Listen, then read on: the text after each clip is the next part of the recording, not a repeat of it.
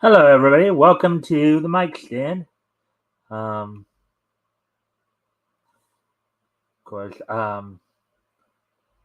normally I would, of course, wait to see, but Liz, we have some people here, so I may just go ahead and get right into it. So, to give you guys kind of a heads up on what we're doing tonight, of course, we're gonna go over, from CBR, we're gonna go over the DC and Marvel releases this week. Coming out just for your information if you want to know. Also, if you guys can like and share the stream and help out that way, that would be appreciated.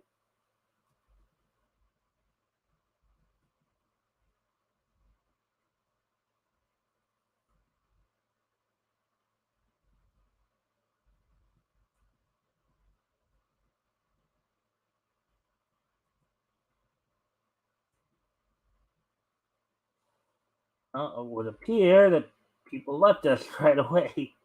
That kind of sucks. But anyways, I guess we will wait then a few minutes to give people a chance to pop back in. Um, so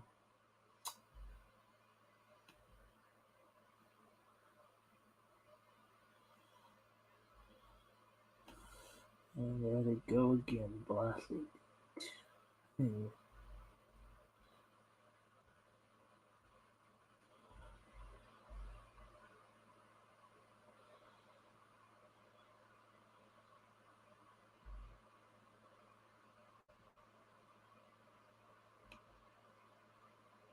Alright, so let's see now. Gonna do something real quick here. I'll be right back, but while I'm gone, I'll put some music on. Just gotta take care of something here.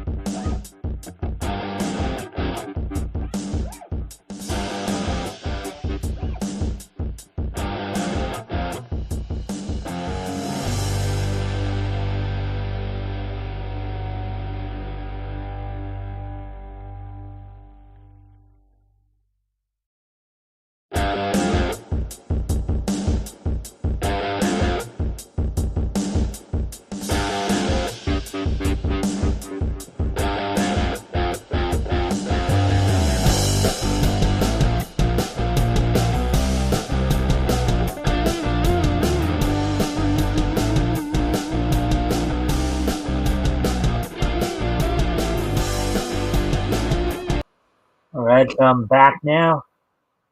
Hmm.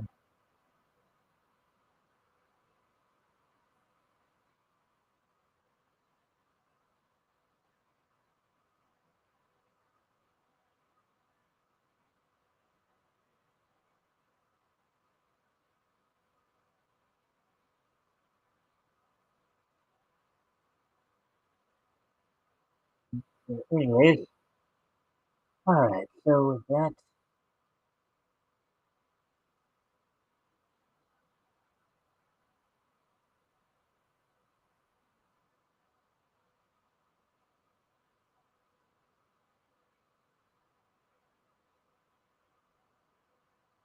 all right. So with that being said, why don't we go ahead and um, we'll go ahead and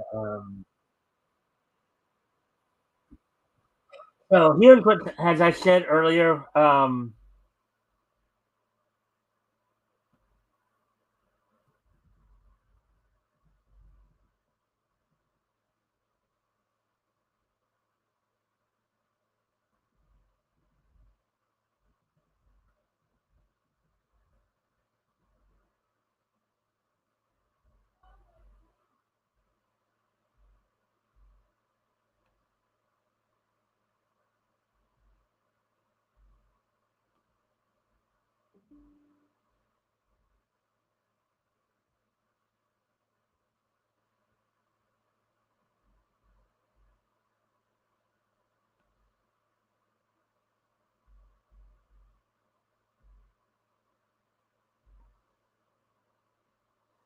I'm gonna try one more thing here. Be right back.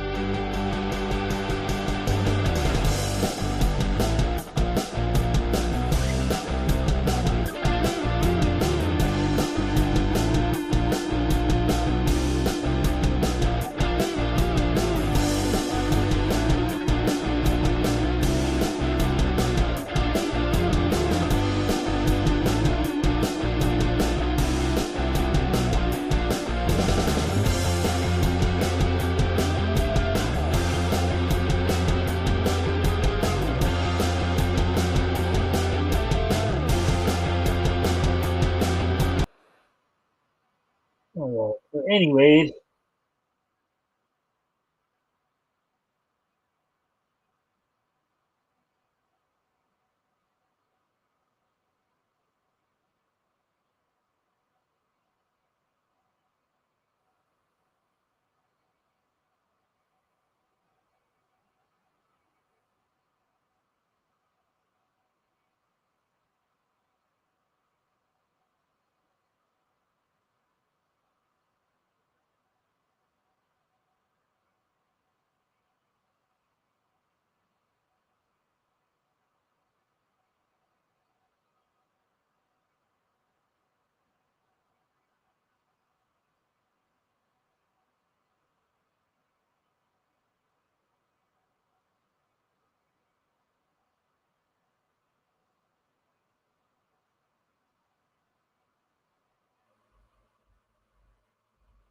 all right.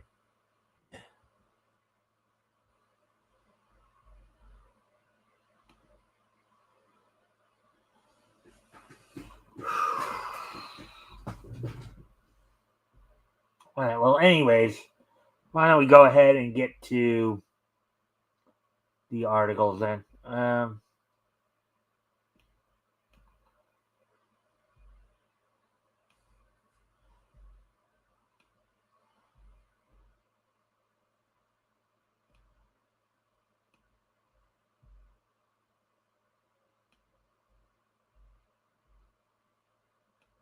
All right. So first, I'm going to hit up, of course, the DC releases here.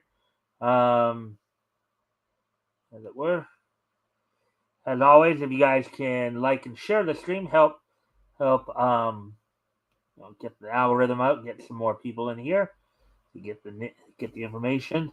Also, if anything catches your interest, feel free to comment or ask questions. I'll try to answer the questions to the best of my ability. Hey, with that being said, let's go ahead and get started with this article here.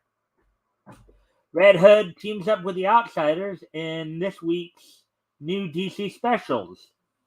During a week where DC is releasing only 5 new comics, Red Hood forms an uneasy alliance with the Outlaws in Batman Legends of Gotham #1. Article by Sean Gribben, published 4 hours ago. Five. Wow. So they had a huge, a couple weeks ago it was all Batman titles. Last week I think it was all like Superman titles. Now they're only showing out 5 books this week. So that's gonna be interesting. Red Hood is teaming up with the Outsiders during a week of special DC Comics issues. Out on Tuesday, of course, likely all these books will be out tomorrow, the 31st. So just give you guys a heads up there. Out on Tuesday is Batman Legend of Gotham #1, a one shot written by Andy Diggle and illustrated by Carl Mostert. The book is set to take place around the events of DC's Lazarus Planet event, in which a mysterious storm is creating new superhumans across the globe. While Batman is away facing this crisis, his dangerous secrets are being auctioned off to villains. So it is up to Red Hood and the Outsiders to put aside their differences and keep this information from falling into the wrong hands.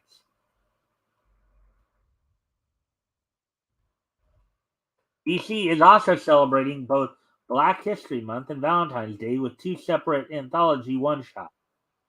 With regard to the former, DC Power, a celebration #1, will include stories by various Black creators, spotlighting several Black characters in the DC universe, such as Cyborg, Vixen, Kid Flash. I guess that's the new Kid Flash. The only Kid Flash I know of course, is Wally West, and more.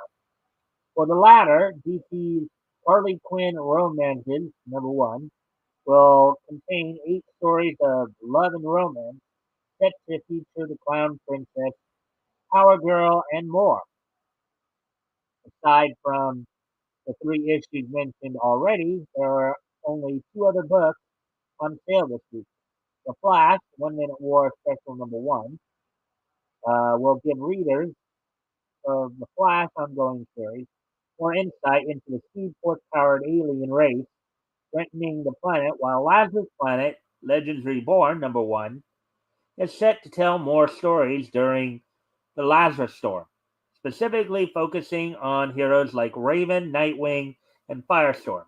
Full detailed solicitations and covers for the upcoming 5 DC issues can be found alphabetically below. So let's go ahead and get into this then. Let's see now.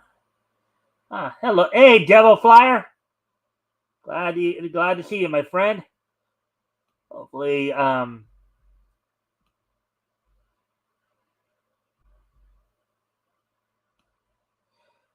of course, if you haven't already, if you can like and share the stream, help me get some more people in here. Then appreciate it. Also, if you have anything you'd like to add to the conversation or ask about, feel free to do so. And I'll try to answer the questions the best of my ability. With that,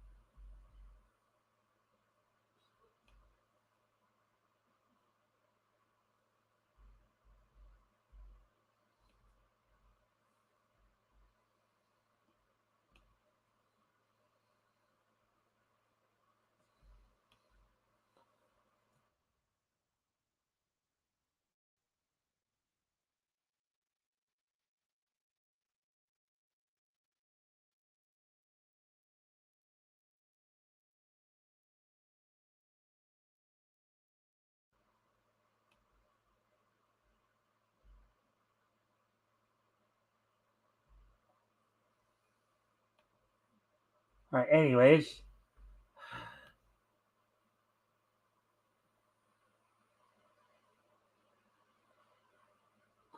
waiting for this thing to.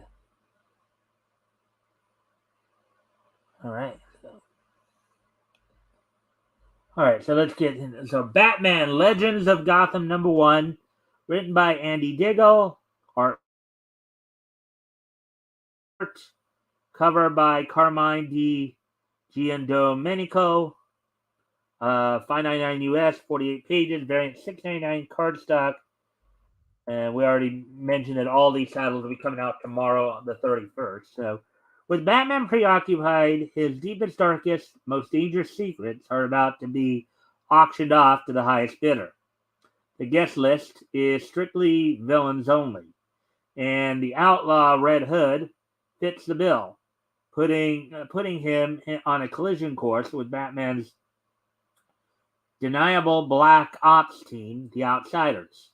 With Lazarus Island spawning wildcard superpowers across the globe, the stake could not be higher. Jason Todd, Black Lightning, and Katana will have to put aside their differences to save Batman's legacy, and with it, the world. That's assuming they don't kill each other first.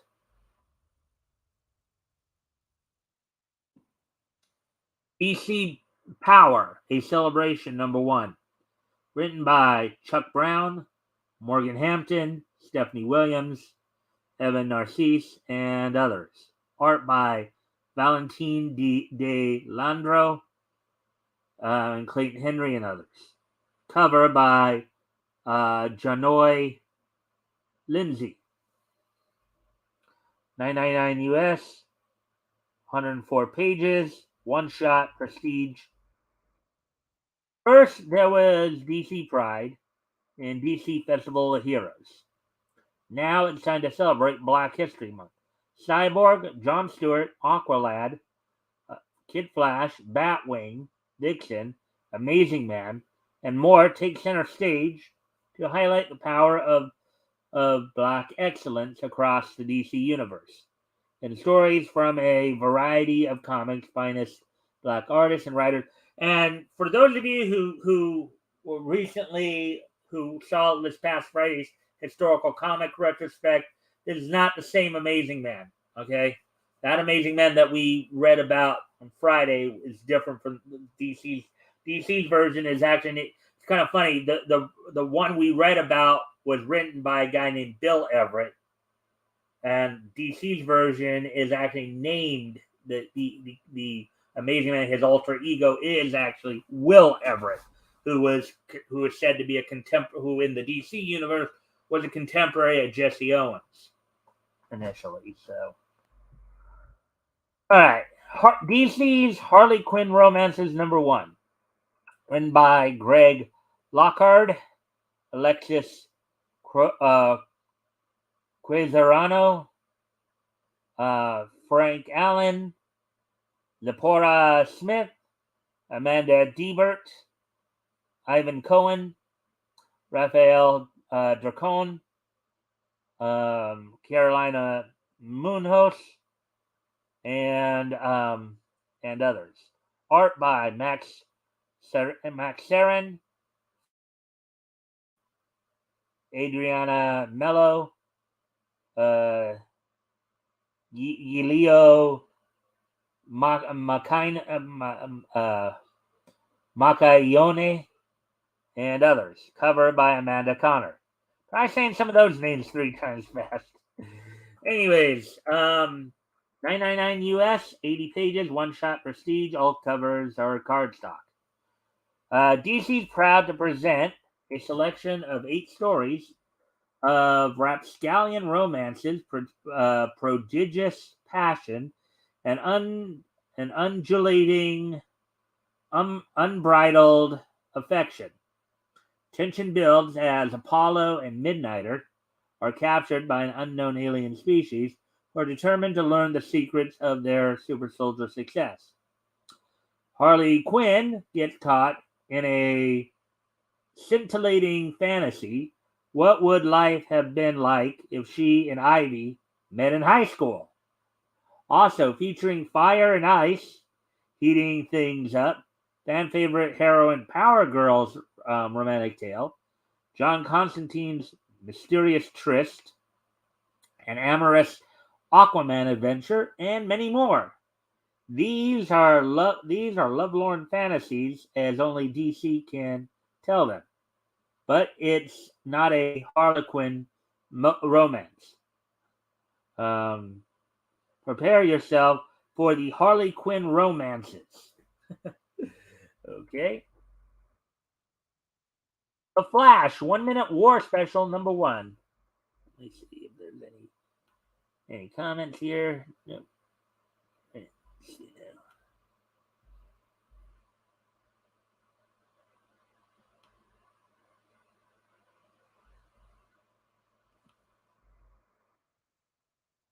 now.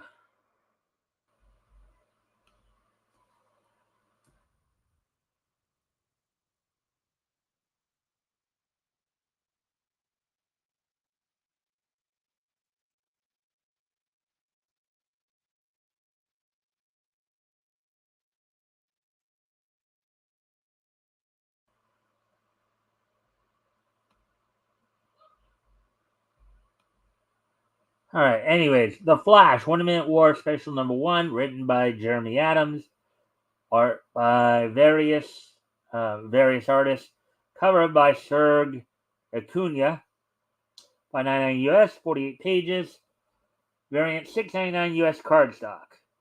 A lot can happen in 60 seconds as the Flash event 1 Minute War rages on.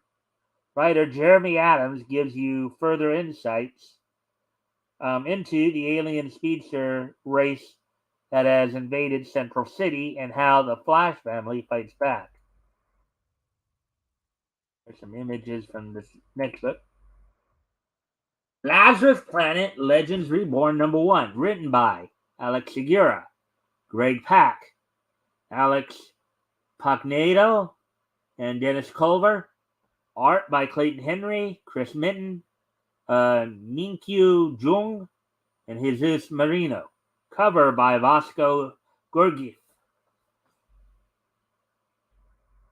$4.99 US, 48 pages, variant $5.99 US cardstock. New friends, new foes, new legends.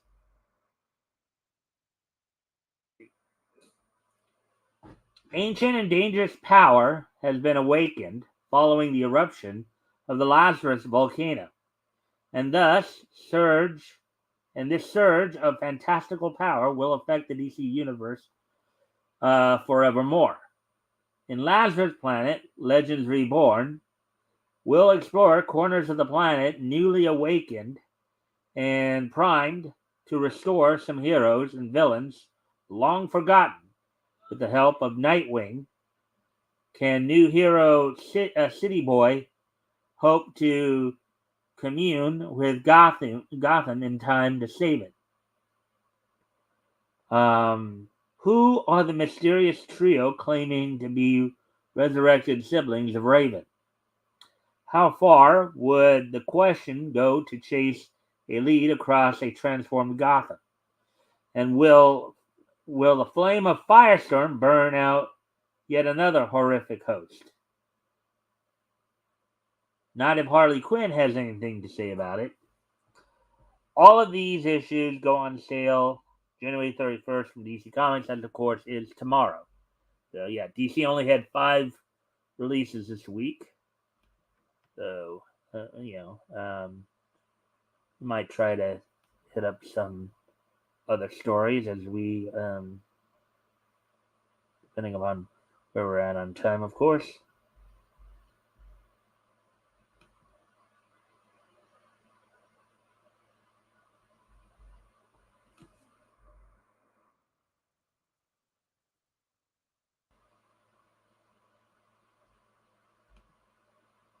All right, so with that,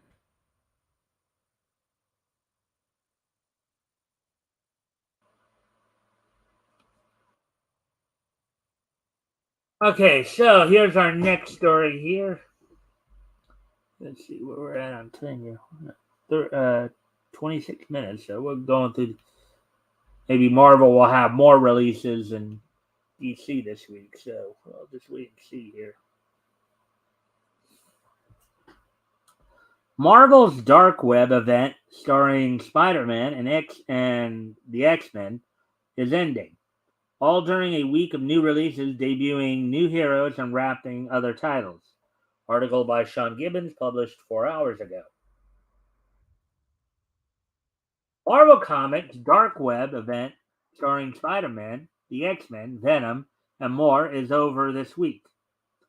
Dark Web Finale number 1 by writer Zeb Wells, artist Francesco Mortarino, and Adam Kubert wraps up the conflict between Spider-Man, Peter Parker, and his evil clone, Ben Reilly, as well as the X-Men and the Goblin Queen, aka Madeline Pryor.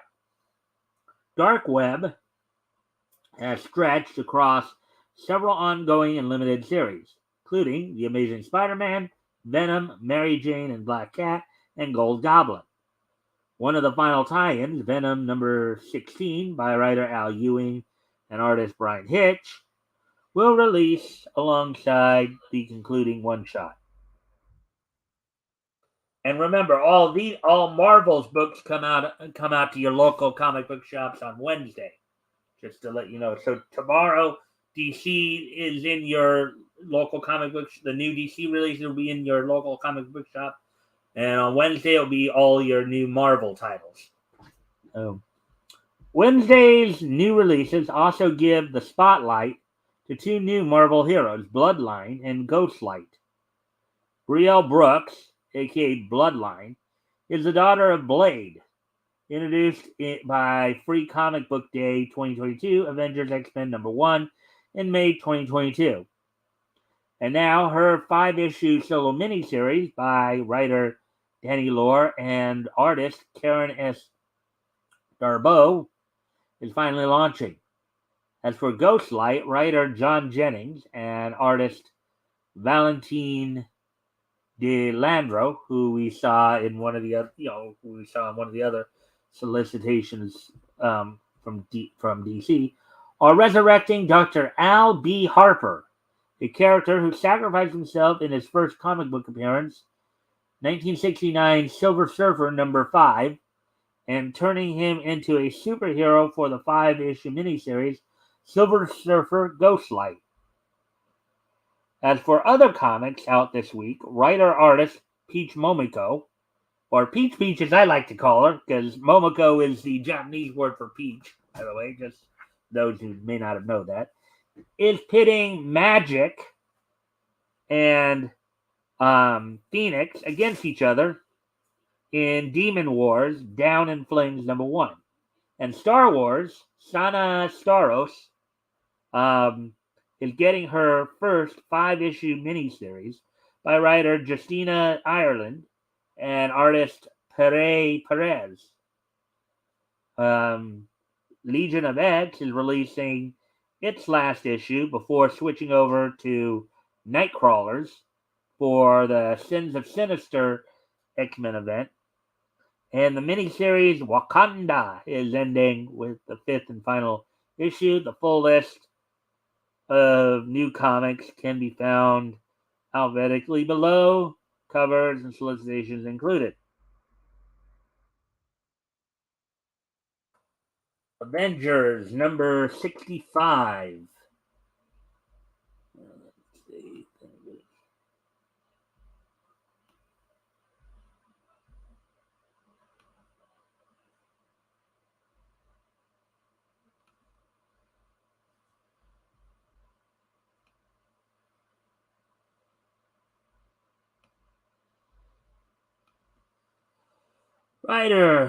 Written by Jason Aaron, art and cover by Javier Garon.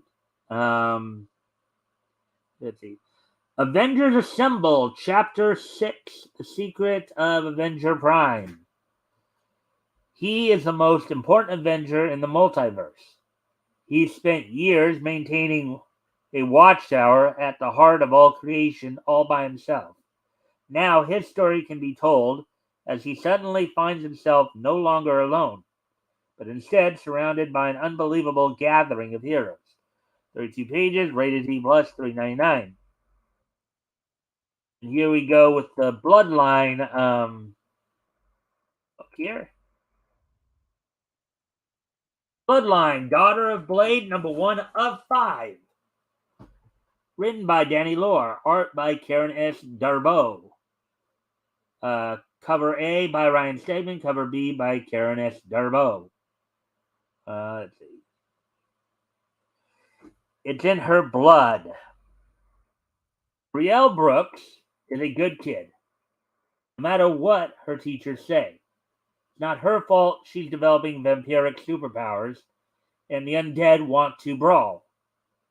And as if problems at school aren't enough, Bree's got a wild ride ahead of her. She's about to discover that she's the daughter of the infamous vampire hunter and daywalker known as Blade.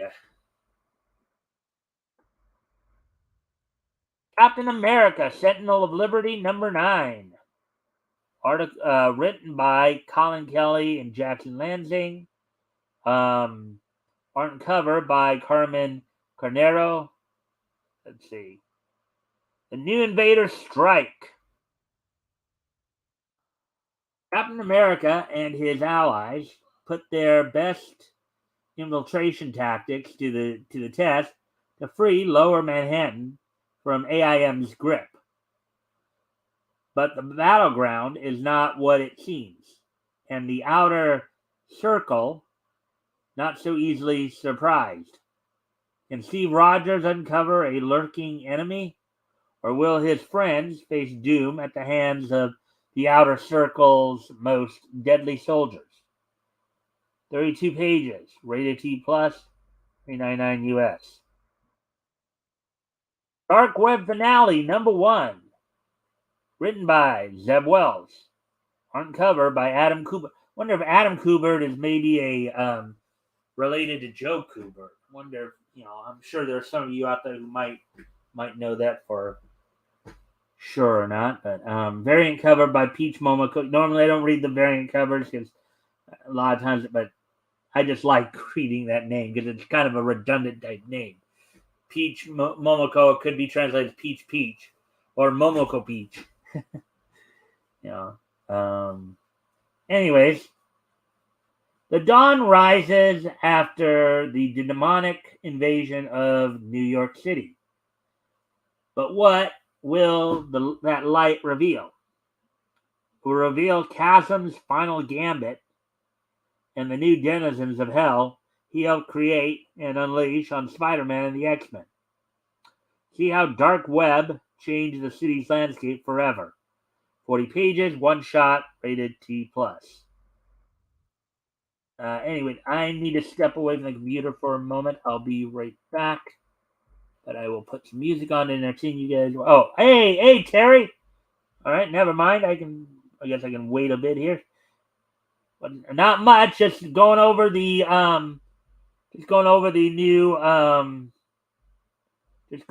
new releases coming out over the next couple of days here, tomorrow and Wednesday.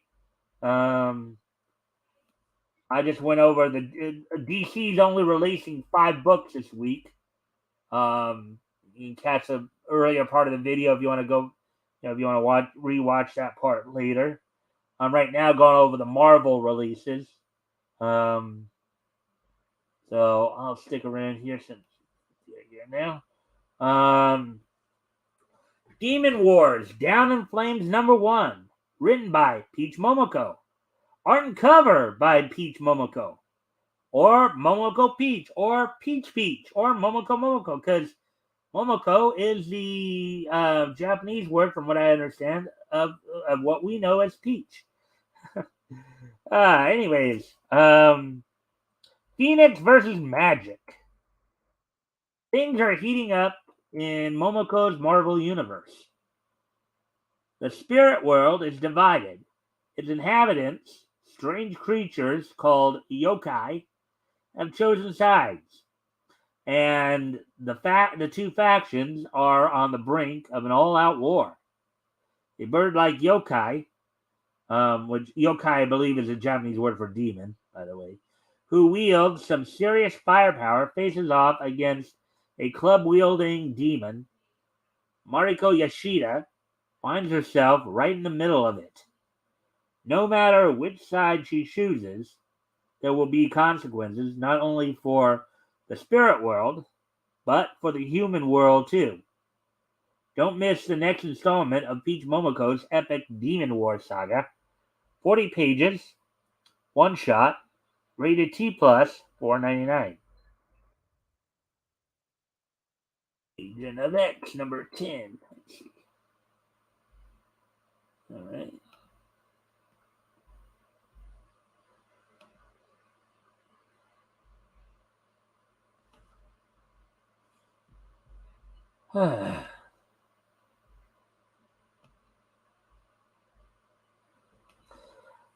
Written by Cy Spurrier. Art by Nitho Diaz. Cover by Ben Harvey. The Legion crumbles in Nimrod's vengeful hands.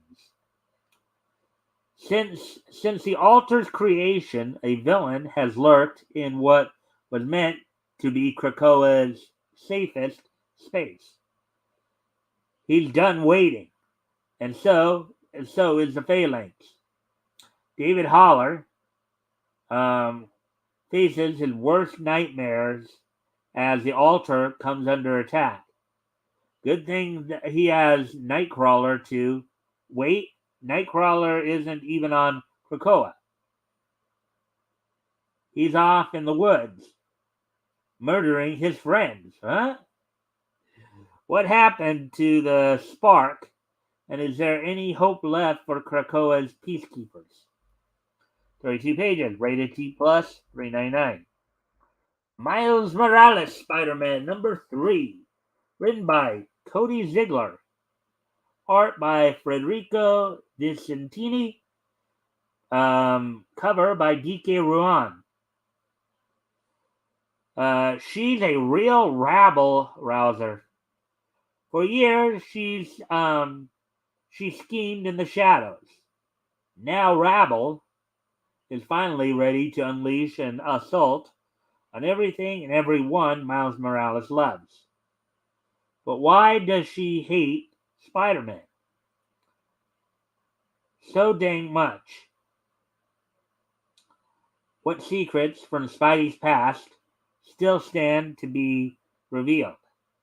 To survive her first Spidey will need to survive the Scorpion. Miles can't save everyone. 32 pages, rated T, $3.99. Moon Knight number 20. Jed McKay, writer. Art by Alessandro Capuccio. Cover by Steven Segovia. There's blood on the streets as assassins work their way through a list of names, containing those who once formed Moon Knight's Shadow Cabinet. But with a number of potential targets and no idea who's next, how can Moon Knight save his former associates? Plus, just in time for Black History Month, a second story in which the Crescent Crusader crosses paths with the sheriff of the Vampire Nation, Blade. Blade's coming out this month, isn't he? His daughter in one book and him in another here. 40 pages, rated T plus, $4.99. Wouldn't it be funny if we saw all three generations of Blade's family, see his mother involved as well with some stuff.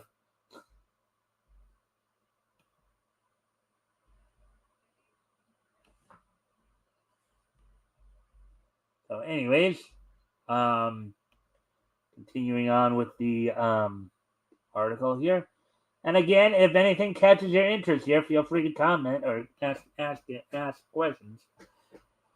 Anyway, Scarlet Witch #2, Steve Orlando writer, Sarah Pichelli art, cover by Russell Dodderman. Let's see. Scarlet Witch battles Dream Queen. Wanda Maximoff is no stranger to grief. So when Vision stumbles through Wanda's door, exhausted and terrified of the nightmares playing her mother's death on repeat, Wanda dives into Viv's dreams to find the cause of the android's suffering. And it turns out Viv isn't alone in her mind. Scarlet Witch faces off against Dream Queen in a reality-bending battle for Viv's freedom. Plus, this issue includes a special superheroic backup story featuring Scarlet Witch and Storm celebrating Black History Month. 40 pages, rated T+, $4.99. Silver Surfer, Ghostlight #1 of 5, written by John Jennings, art by Valentine DeLandro, with cover by Torin Clark. Tony Brooks and her family have moved into the quiet town of Sweetwater, but nothing is quite what it seems in their new home. What mystery did Tony and her family unravel that would call upon the sentinel of the spaceways, the Silver Surfer? And just who or what is Ghostlight? Eisner Award winner John Jennings and artist Valentine DeLandro, female dog, okay, bitch planet, introduce a new Marvel superhero over 50 years in the making. 40 pages, rated T+, $4.99. Let's see. I wonder if that Sweetwater's in Texas, because I do know of a Sweetwater, Texas, because that's where the Wyndham family's from. That's basically like where like Blackjack Mulligan, aka Bob Wyndham, Barry Wyndham, Kendall Wyndham, and I think maybe even Bray Wyatt and Bo Dallas, who are of course the grandkids of the Mulligans, and the nephews of the Wyndhams are, I think, from there as well. Anyways, 40 pages, rated T+, $4.99. All right.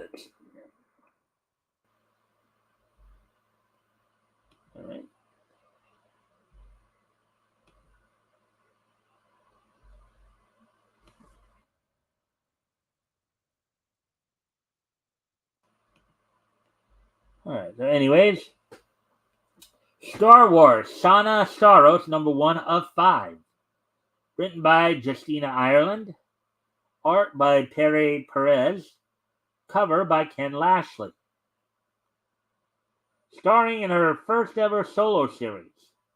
Fresh off a string of disappointments, Sana Staros returns to her family and ancestral home for some downtime. But family time is far from relaxing for the scoundrel and her family of ne'er-do-wells, especially when stormtroopers crash dinner. Boy, imagine that, having a bunch of stormtroopers just busting your door as you're just sitting down to eat. That's something else. Watch as Justina Ireland and Pere Perez bring Sana Staros to new heights. 40 pages, rated T, $3.99. All the, of course, legal jargon from Lucasfilms and all that. Venom #16, written by Al Ewing. Art cover by Brian Hitch, with a variant cover by Chris Pachalo. With the truth about Eddie Brock, Bedlam, and the Garden of Time revealed at last, Eddie has no choice but to move heaven, earth, space, and time to get back to his son. But it may all be for naught. Eddie's greatest fears are at the precipice of being realized, as Dylan may still succumb to the darkness within him. 32 pages, rated T plus, $3.99. Wakanda!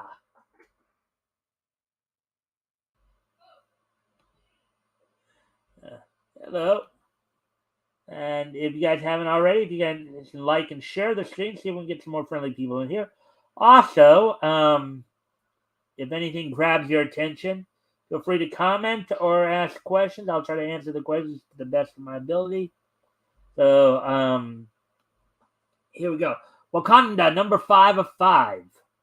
Written by Brandon Thomas and Evan Narcisse.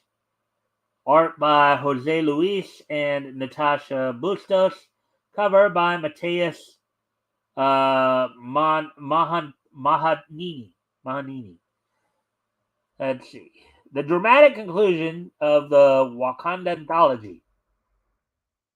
After the events of Wakanda number 1, Okoye has a message for the rest of the world. Wakanda is not without protectors. And in this daring story by Brandon Thomas and Jose Luis, Okoye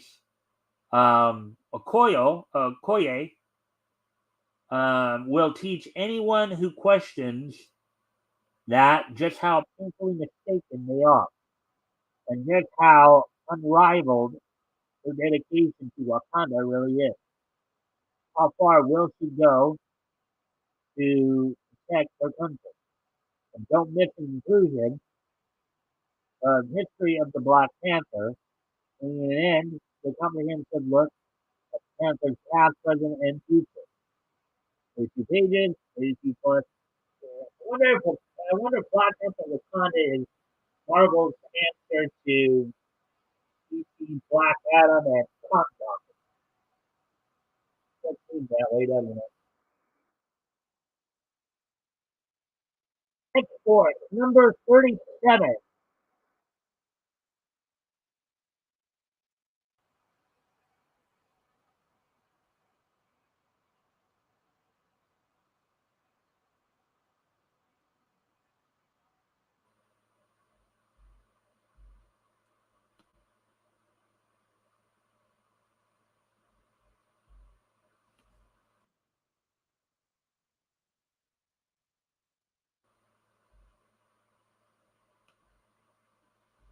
All right. So, anyways,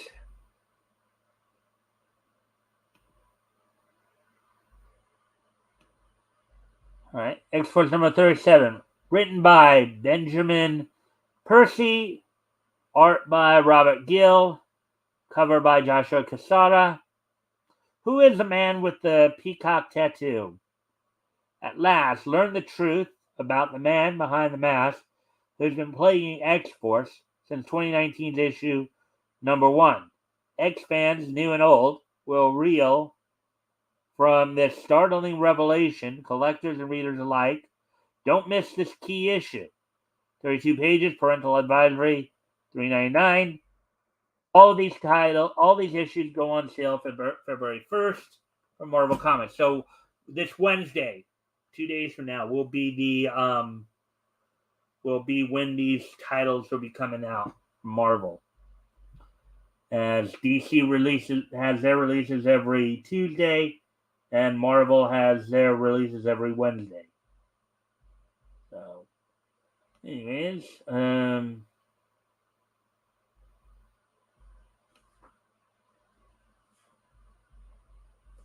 me now get into this a little bit here. All right, so let's see. Let's see if there's anything. Let's see where are we at on time?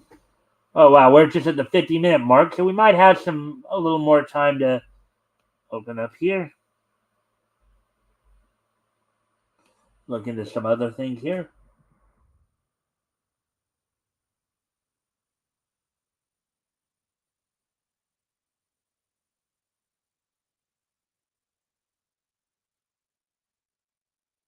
All right, here we go. With that. All right, so let's see. Anything else popping up here after? Nope. So let's check the anime. See if there's any interesting animated news here, or cartoon news, as it were. Oh, I hit that one up. So,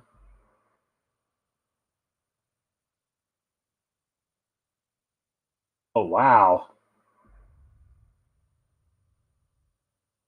there's a couple of stories there of interest for some of us.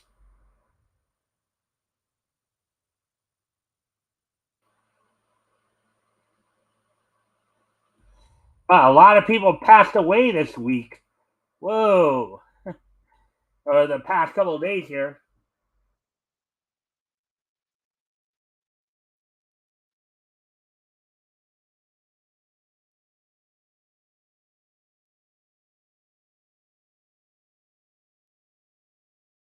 Why don't we go ahead and cover those two? On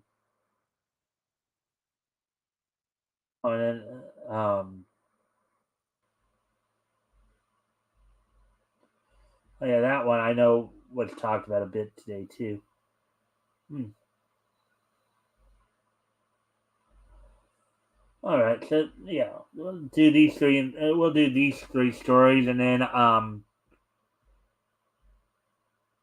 normally I do just try to stick to just cartoons and stuff, but I also know that from what I understand, I think um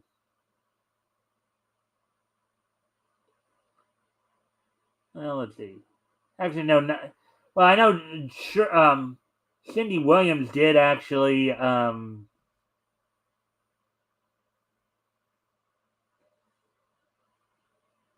I probably won't do those. Be just the all right, we'll do the two animated stories here, the one from Invincibles and one from Velma here. All right. So, anyways, Jeffrey Dean Morgan teases Invincible fans ahead of season two. Okay.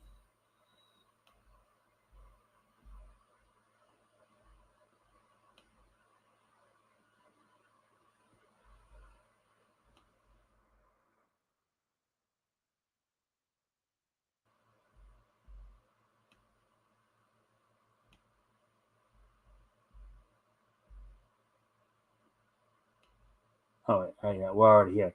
All right. Actor Jeffrey Dean Morgan shares a photo of him with two Invincible compendiums, sparking speculation he's joined the cast of its animated adaptation. Article by Leon Miller published 16 hours ago. So let's go ahead and take a look at this.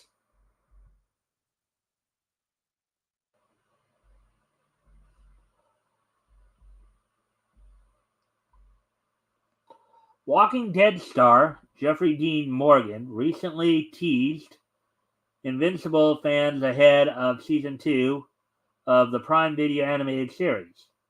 Morgan sparked speculation that he was joining the show's cast by sharing a photo of him purchasing two Invincible comic book compendiums on Instagram. Notably, the compendiums are the second and third in the series, which suggests that Morgan is specifically brushing up on Invincible plot points set to be adapted post season 1.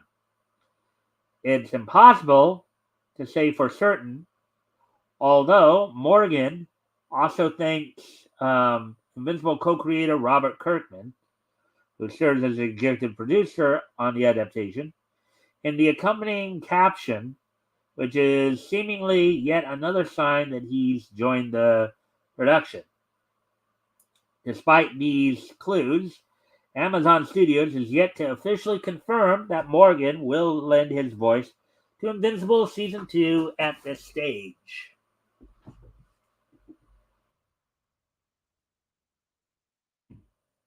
And there's the compendiums from Image.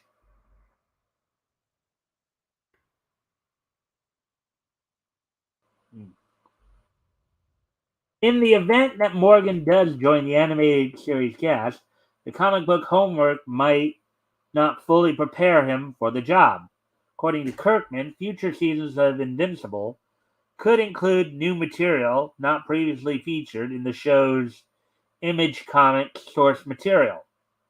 There are a few quote, there are a few stories I've mentioned in the past that I planned and couldn't work into the comics, unquote. He said, I don't want to spoil things, quote, I don't want to spoil things, but it's possible there will be episodes in future seasons that are wholly original to the show and written by me. So the potential for that is very exciting for me, unquote. Invincible Season 2 gets a release window. Whether this includes Invincible's second season is currently unclear. Little is known about the animated adaptation's next batch of episodes, which is set to arrive at some point before the end of 2023. Prime Video announced Invincible Season 2's release window in January 2023, alongside the debut of its first teaser trailer. The teaser amounts to a single scene between Mark Grayson, Invincible, who is voiced by Steven Yeun, from what I understand, and Alan the Alien, who's voiced by Seth Rogen, which sees the pair catch up over burgers.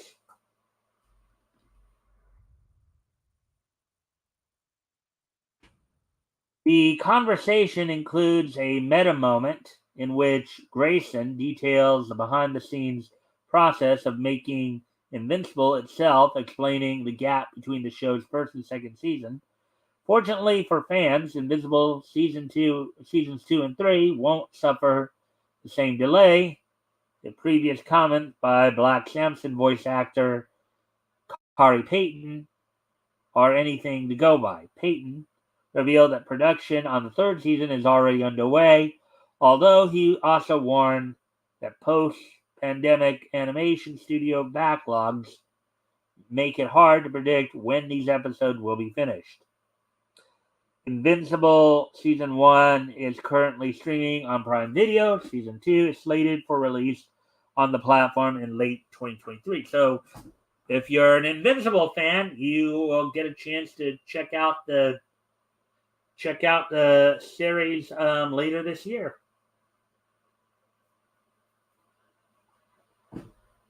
So there we go with that one.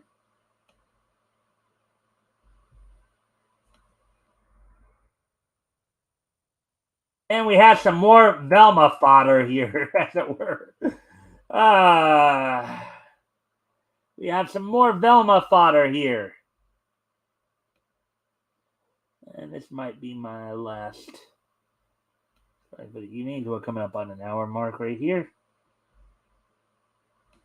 An article. We'll probably go into the wrestling wrap up probably after this, maybe.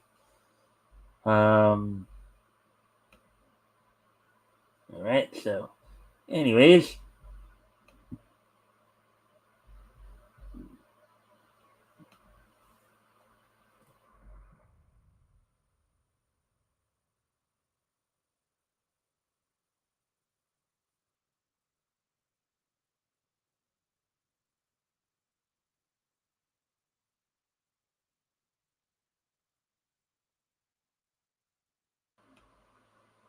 All right. So, anyways. Velma faced no pushback for its mature Scooby-Doo take, and of course we know that both. I do know that both Yellow Flash and Vera Dark did their own videos on this earlier as well, so I was aware of this story. So let's look at it. Creator Charlie Grandy and star Mindy Kaling explained how there was no pushback and only excitement from the studio for Velma's mature content.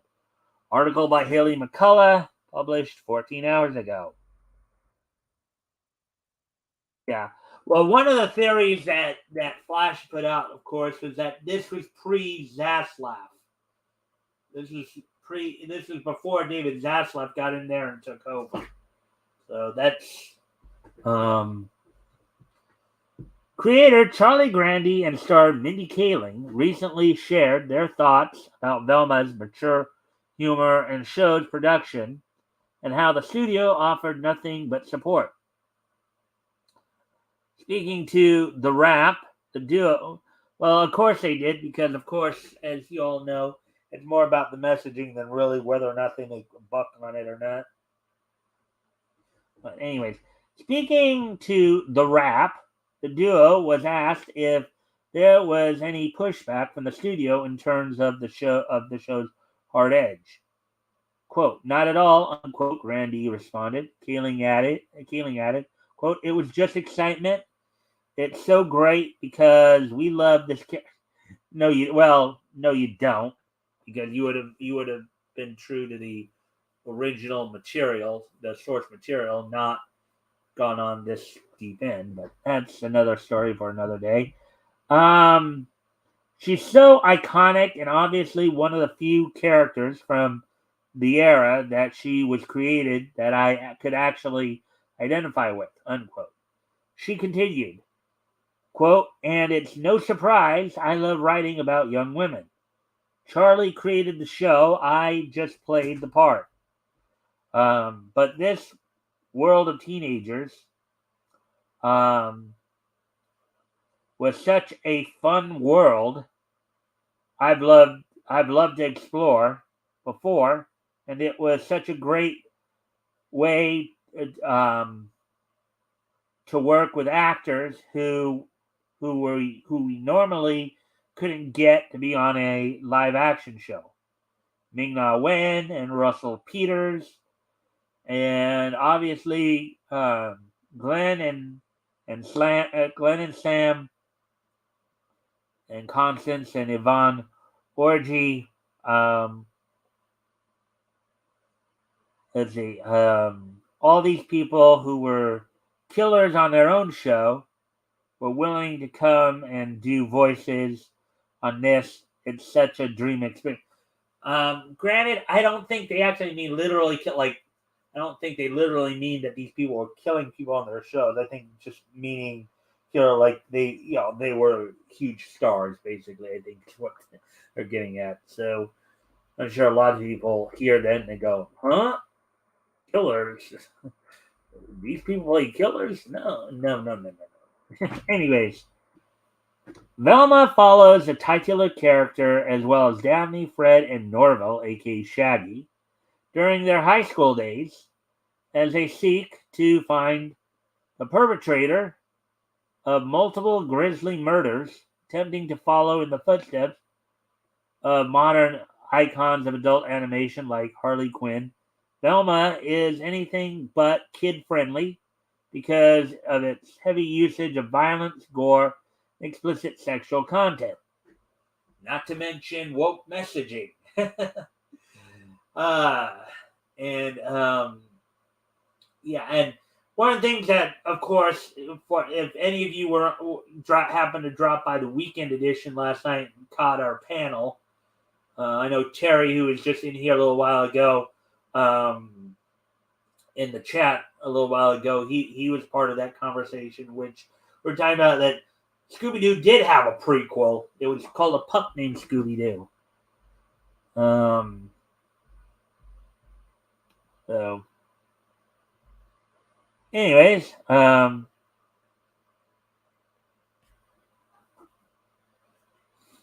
yeah, let's see. Oh, it looks like Scooby Doo was made for teenagers. Yeah, probably initially, but then I think most of us still grew up watching it. um, yeah, it was, I think, definitely G, rated G. Anyways, Velma's record-setting reception. Yeah, no kidding. A very record of infamy, as it were, I would put it. While Grandy, Kaling, and the studio may have been excited about Velma, critics and fans have responded with overwhelming negative criticism. At the time of writing, It showed Rotten Tomatoes score are sit at 42% for critics and just 6 for general audiences. Now, mind you, and I think it's a theory that Yellow Flash has pointed out too, and I believe Rotten Tomatoes just decided to lock that general audience score because with the way that this show is thinking, I would not be I would not be surprised if it was already down to 4 or 3% at this point. In reality, so I mean, it's already been deemed the worst rated animated show in IMDb history, and it's the third worst rated show period in IMDb history. So that should tell you something right there. Number three of all shows possible, and when it comes to animated show, is the absolute worst. Oh boy. And I'm sure there, yeah. Moreover, it set a brand new record on IMDb for the worst audience score, coming in at a lowly 1.3. The record was previously held by Dragon Ball Evolution, the notorious live-action adaptation of Akira Toriyama's beloved manga.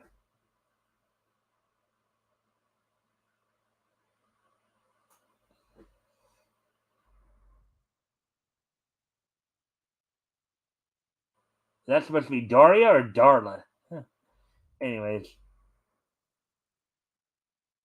I just seen a thing there.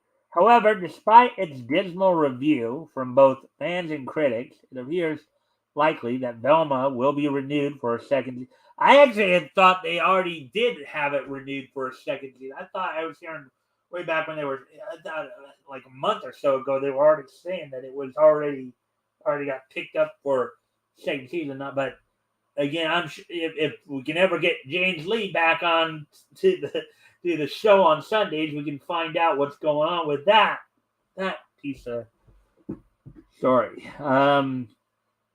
But anyways, let's see.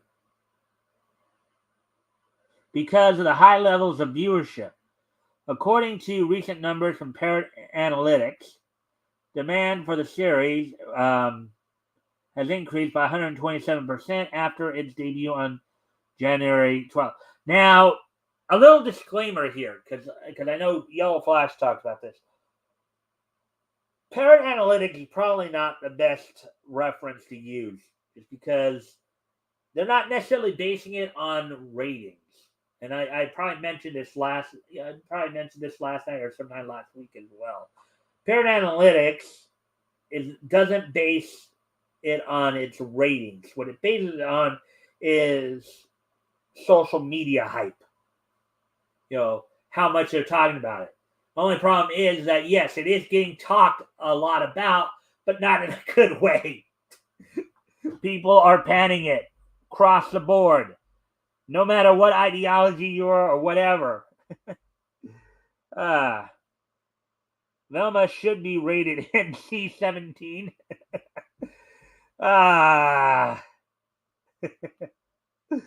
Yeah. No children under 17.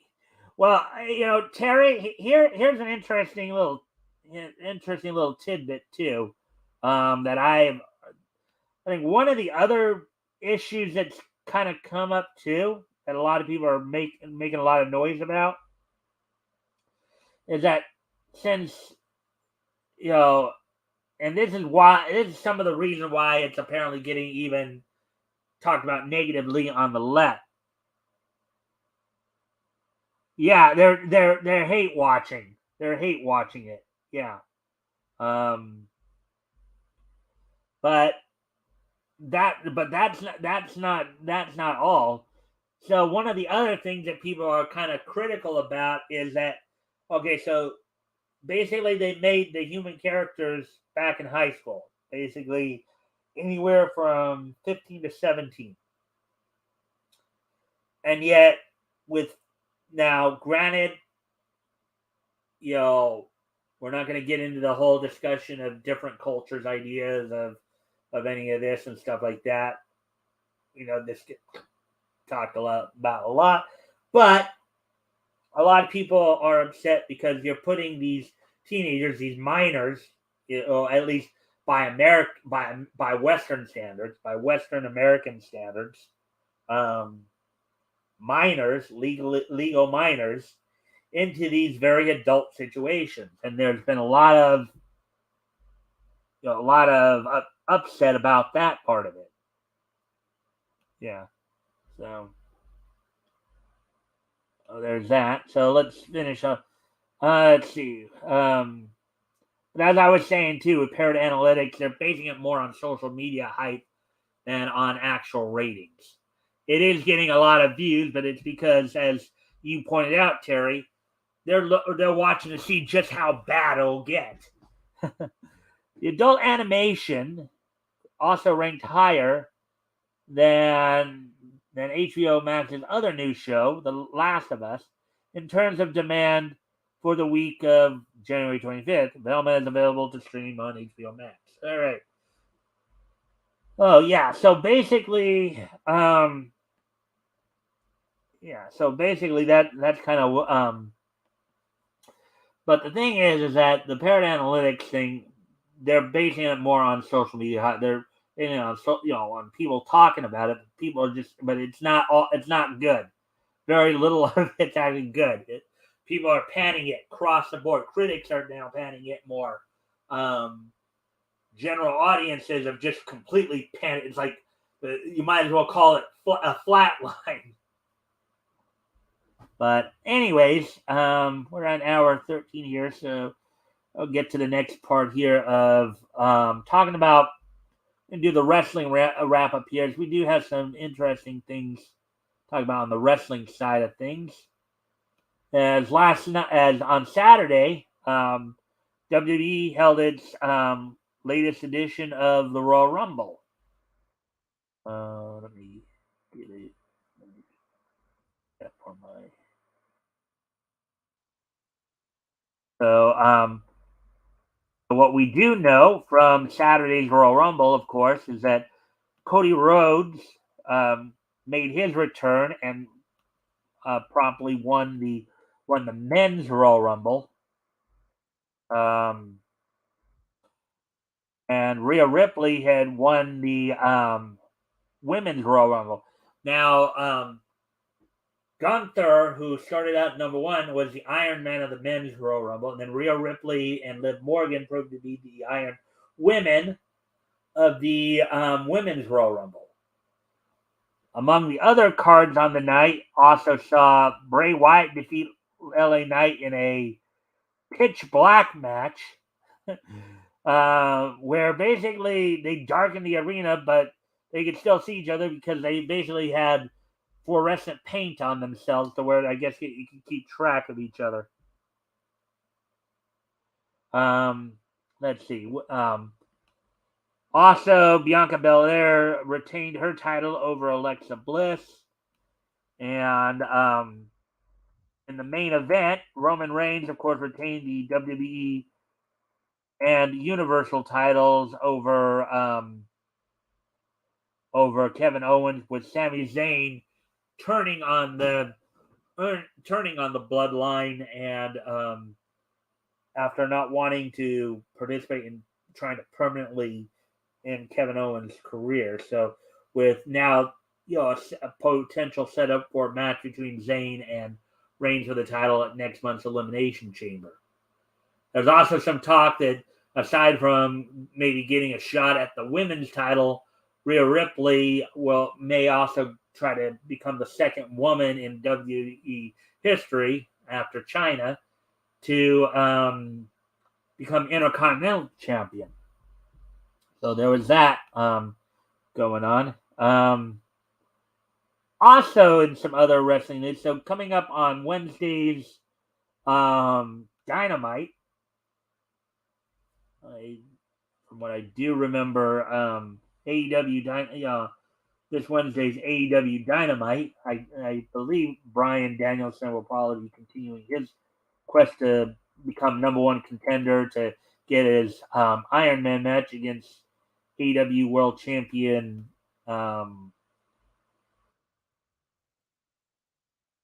AEW World Champion.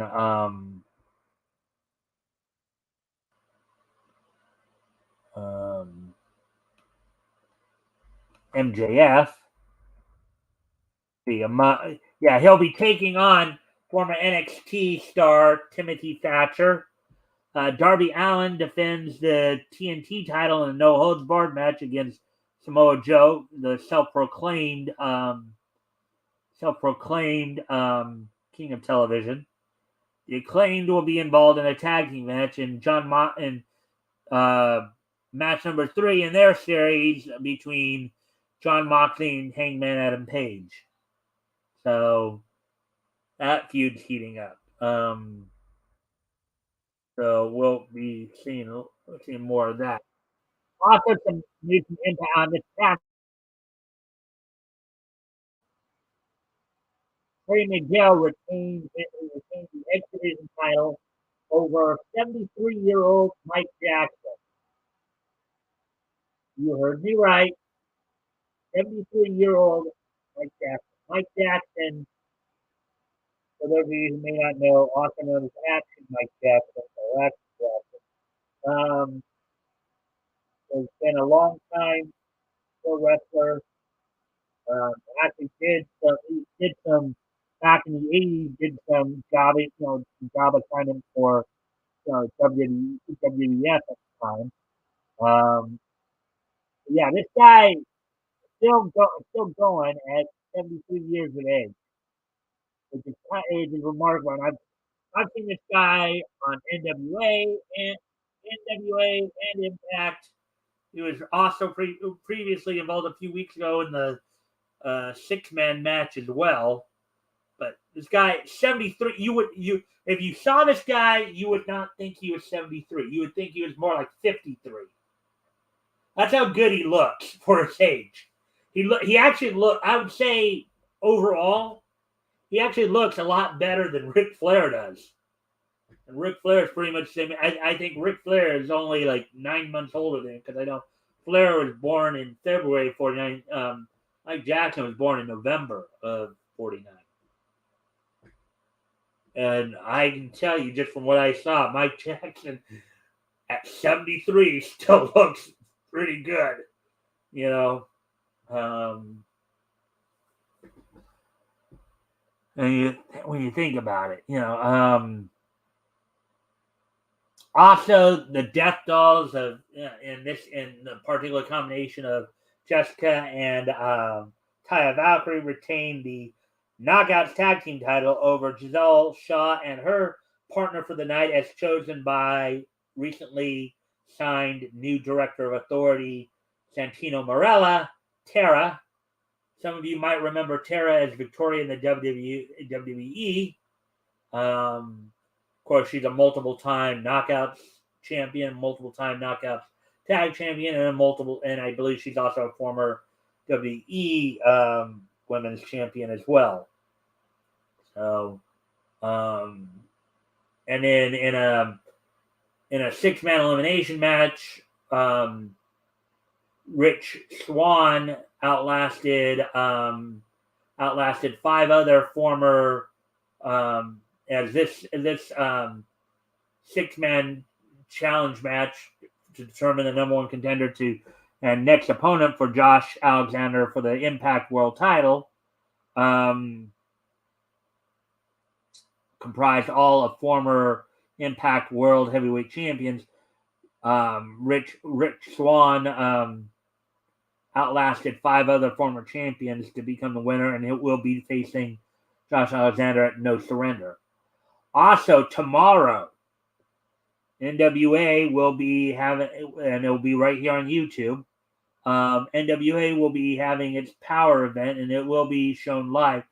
Normally, they have the live one just on Fight TV and then rebroadcast it on Fridays. But on special occasions, they'll do the live show actually on YouTube, and it'll be live coming from Knoxville, Tennessee. I believe And I believe the finals of the championship series will be taking place on that show. We'll probably be waiting to see, or maybe as part of that show and the USA show as well, NWO USA. So that's all I have for you on the wrestling side of things. So now we're 21. So why don't we go ahead and start to get ready to wrap up here, and we're gonna finish things off by taking a look back at this day in Neach history. History.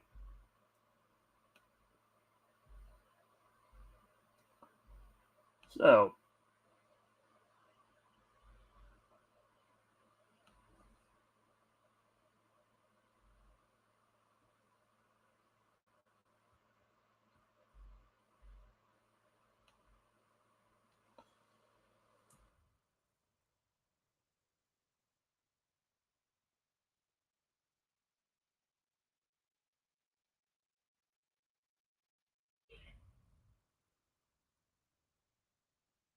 all right. So with that, finish off with this day in each history. History. So today being Monday, January 30th, 2023. Let's take a look back at this day in each history. First stop we're gonna go to is about 30 years ago. As on this date 30 years ago, Sunrise Studios, the Brave Empress Might Gain, uh, the Brave Express Might Gain, premiered on Japanese television on this date back in 1993. Sunrise Studios, which is, of course, more famously known for in the first season of Big O, as well as, and I believe they've had a number of pretty well-known shows. But so on this date, 30 years ago today, the Brave Express Might Gain premiered on Japanese television.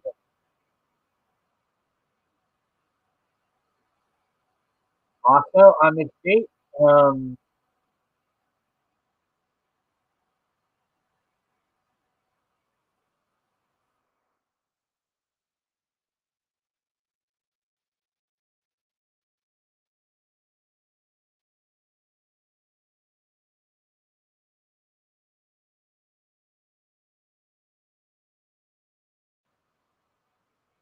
also on this date, 10 years ago today, 10 years ago today,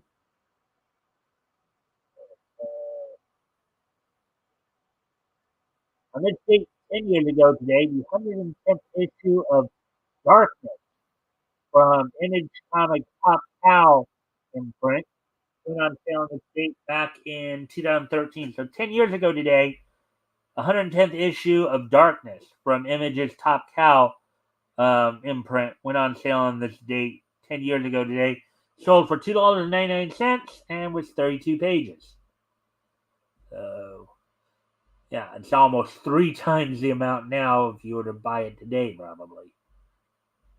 Prices are today. But anyways, with that, also, so awesome. On this date, 5 years ago today, let's see. On this date, 5 years ago today, SmackDown had a live event from the Wells Fargo Center in Philadelphia, Pennsylvania. Um, among the matches, the main event, of course, saw AJ Styles team with Shinsuke Nakamura to defeat Kevin Owens and Sami Zayn. Also, Chad Gable and Shelton Benjamin defeated Breezango, Tyler Breeze and Fandango. The Bludgeon Brothers, the late Luke Harper, who most people also know as Brody Lee, and Rowan of Bray Wyatt's faction. I don't even defeated Roy Gulak and Chris Wilde in a number one contender match for the United States Championship. Rusev defeated Jinder Mahal, Kofi Kingston, and Zack Ryder. Of course, Rusev, who is now Miro in AEW, Aiden English, who is his cornerman, is in Impact under his real name, Matt Rainwalt. And Zack Ryder, everybody now knows as Matt Cardona. So that opened the show, and then there was a dark match before then in which Naomi defeated Natalya. Natalya, who of course made her recent return at the Royal Rumble as well. So now 2018 is just so nice that we're going to hit it twice. As also on this date 5 years ago today, marked the 30th anniversary of Nick Jr. Now, not necessarily the channel, but Nick Jr. as a whole.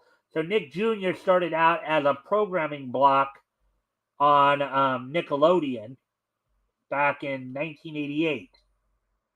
And then would eventually become a channel in 2009, replacing Noggin. So on this date back in 1988, well, of course, it would be, I guess it would be its 35th anniversary now. But back in 2018, 5 years ago today, Nick Jr. celebrated its 30th anniversary of existence. It started out as a programming block and then became a